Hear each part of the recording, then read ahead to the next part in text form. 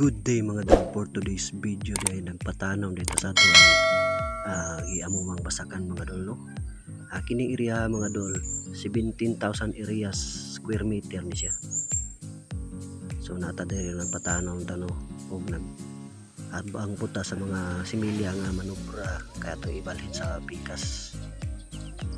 Area nga walay kuan kini wala kayoy similya kana ma-short ba.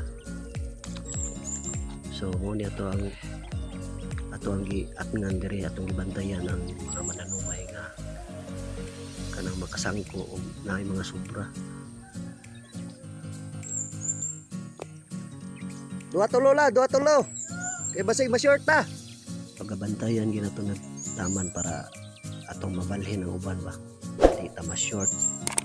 So therefore, thank you and good day to all. Thank you.